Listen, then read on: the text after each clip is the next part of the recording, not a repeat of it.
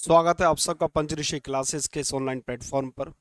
हम लोग मध्यकालीन भारत के इतिहास का अध्ययन कर रहे हैं और उसके अंतर्गत आज हम लोग खिलजी वंश का अध्ययन करेंगे।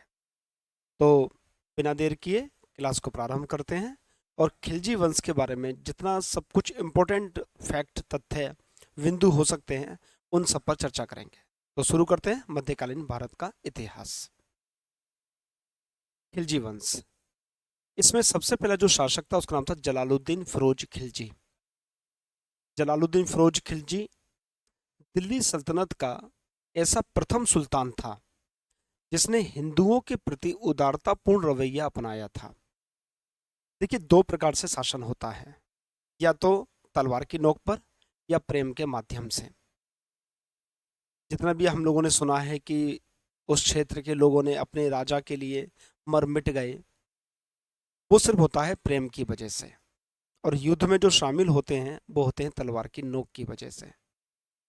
तो अब जितना भी सल्तनत काल के, दिल्ली सल्तनत के जितने भी शासक रहे या मध्यकालीन भारत के जितने भी शासक रहे, उनमें से अधिकांश बंदूक की नोक पर या तलवार की नोक पर शासन करने वाले लोग थे।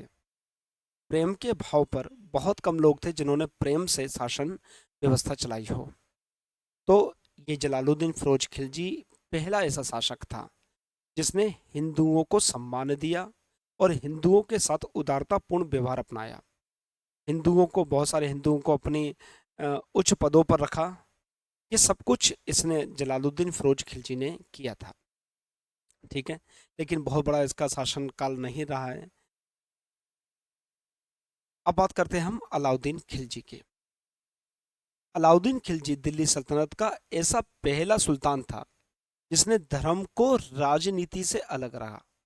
देखिए, अब तक जितने भी शासक रहे हैं वो खलीफा से मान्यता प्राप्त करने के बाद रहे हैं, और जब आप खलीफा से मान्यता प्राप्त करेंगे तो खलीफा का शासन में, प्रशासन में हस्तक्षेप रहेगा।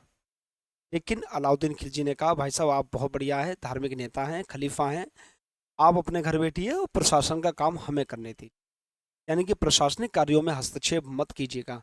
तो पहला ऐसा शासक था अलाउद्दीन खिलजी जिसने धर्म और राजनीति दोनों को अलग अलग रखा। उसने घोषणा की थी कि सुल्तान का कोई रिश्तेदार नहीं होता। सुल्तान का कोई रिश्तेदार का अर्थ यह है कि भाई किसी के प्रति मैं रहम का भाव नहीं रखूंगा, अगर गलत काम किया है तो सजा मिलेगी। ठीक है। बर्नी की पुस्तक है तारीख ए फिरोज शाही।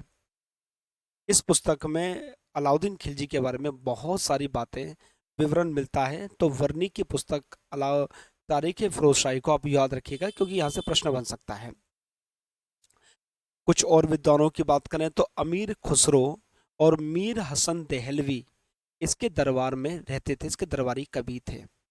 अमीर खुसरो और मीर हसन दहलवी।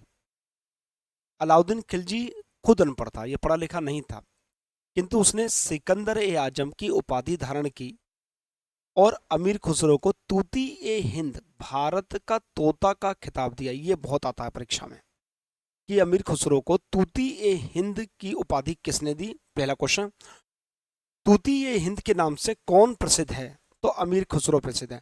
अमीर खुसरो को निम्न में से कौन सी उपाधि दी गई? तूती ए हिंद या भारत का तोता। ठीक है।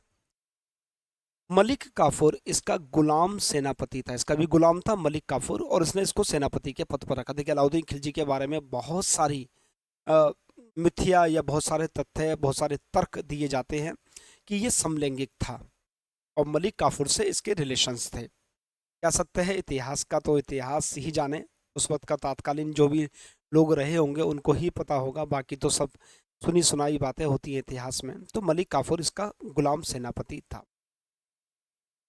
देखिए, आप लोगों ने एक घटना बहुत सुनी होगी, गोरा बादल की घटना, रतन सिंह की।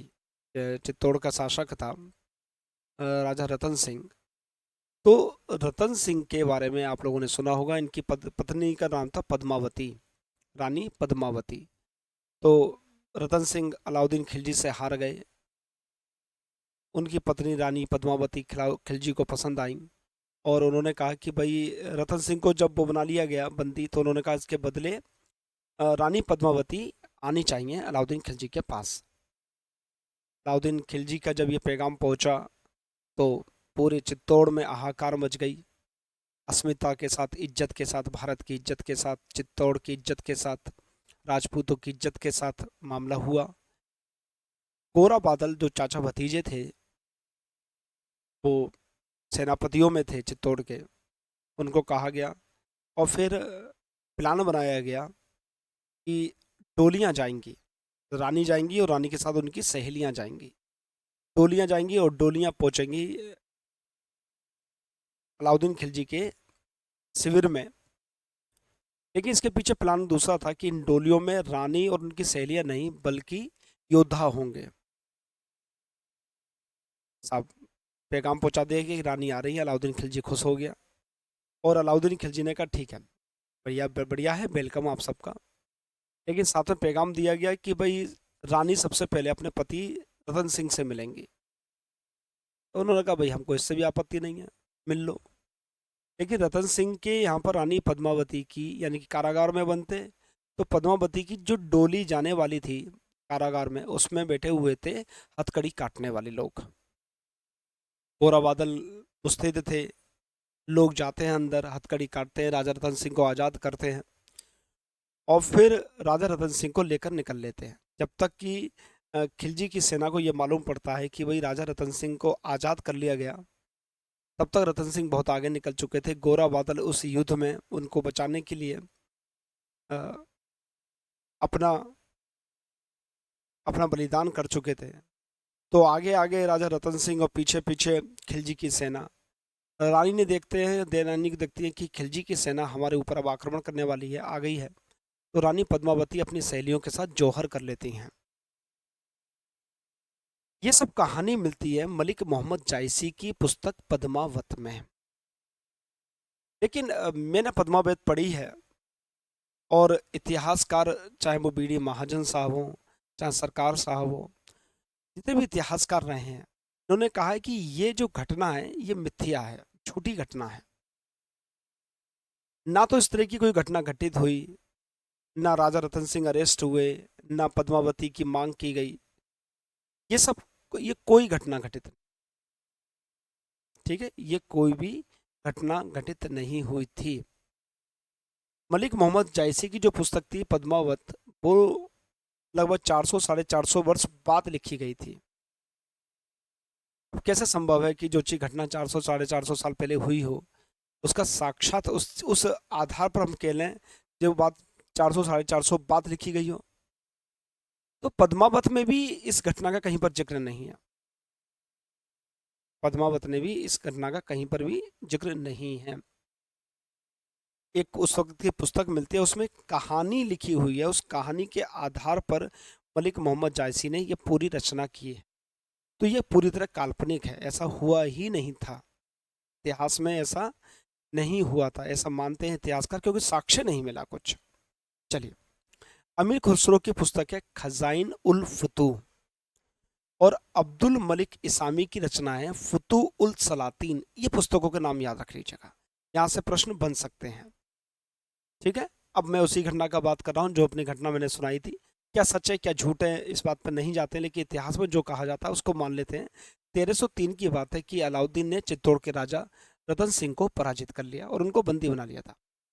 उसके पश्चात रानी पद्मावती ने जौहर कर लिया। मैंने उस घटना को संक्षिप्त में लिख दिया है यहाँ पर, तो जौहर कर लिया। ये बात मिलती है जायसी की पुस्तक पद्मावत से, मलिक मोहम्मद जायसी की पुस्तक पद्मावत से ये उल्लेख मिलता है।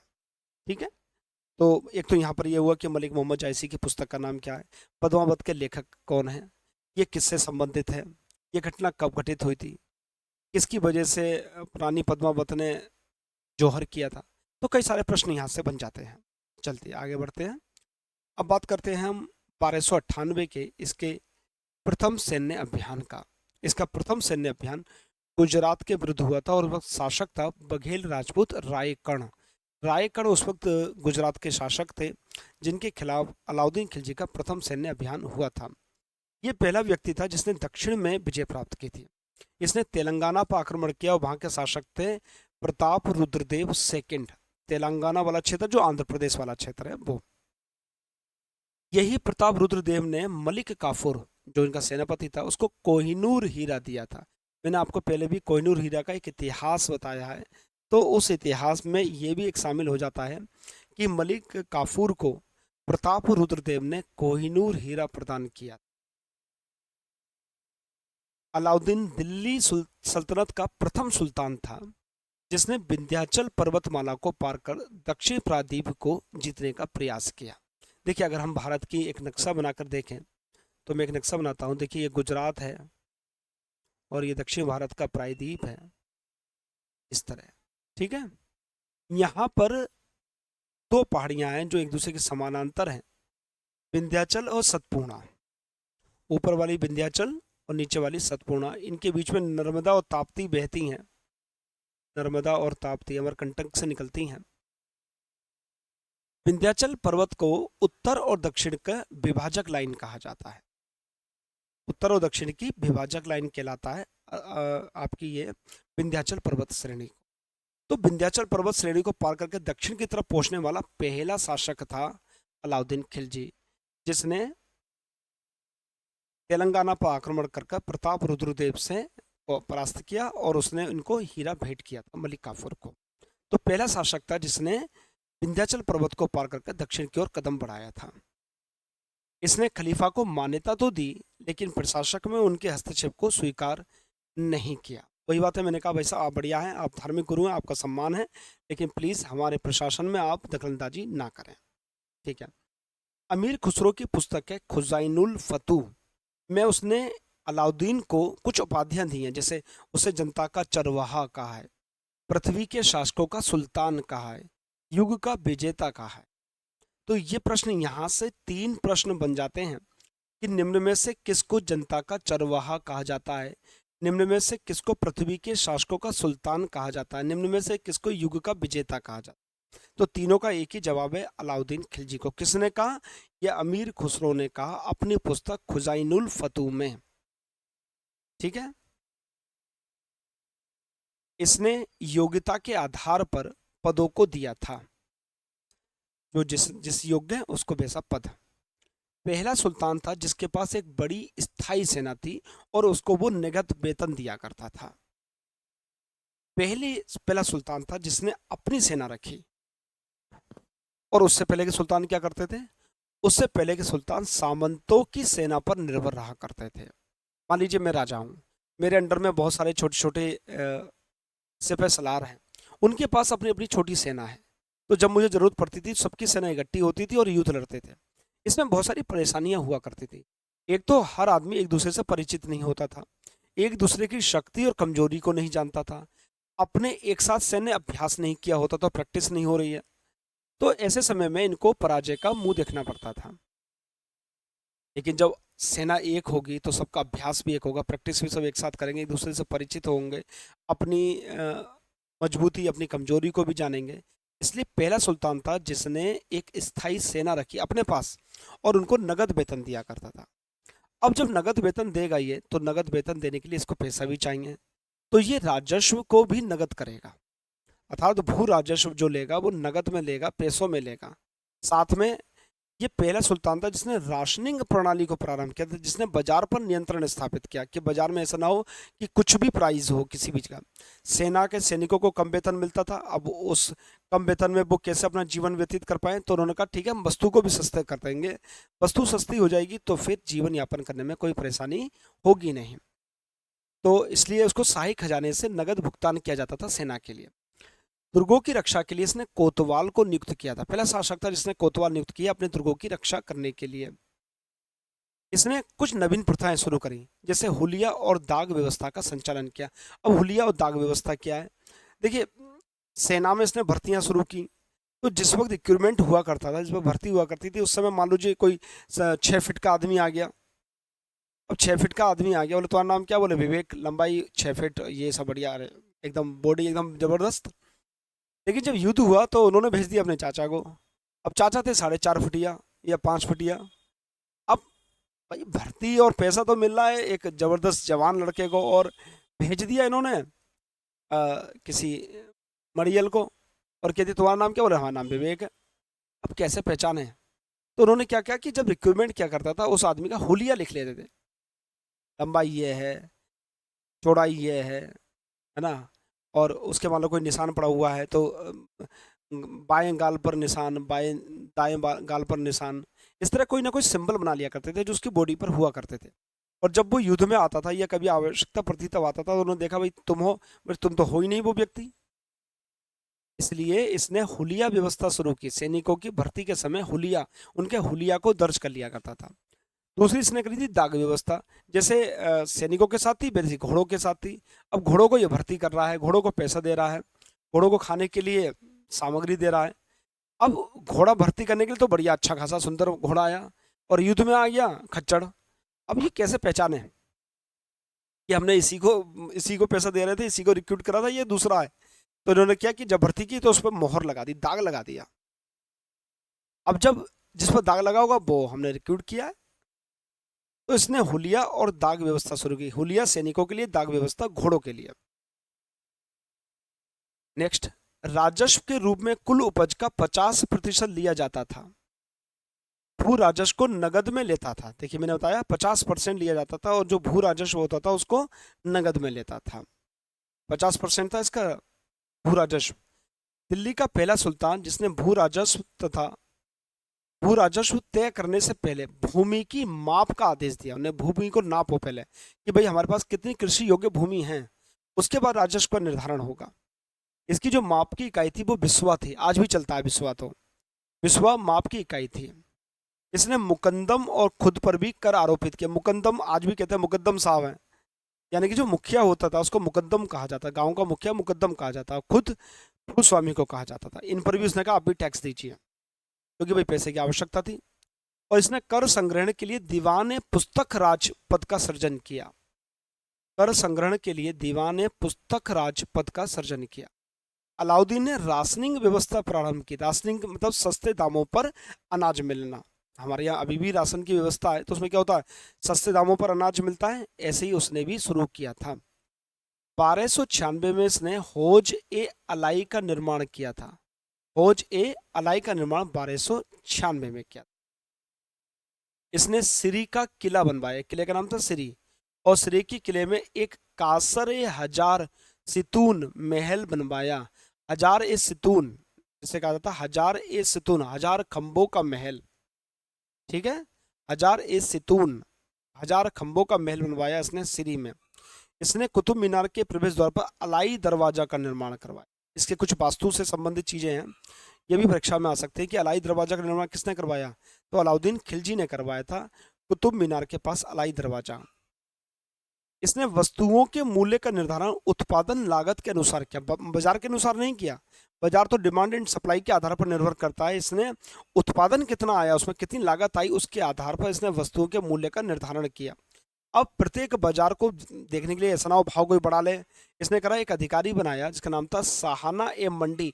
मंडी को देखने वाला अधिकारी होता था, साहाना ए मंडी का इसने पद सृजित किया।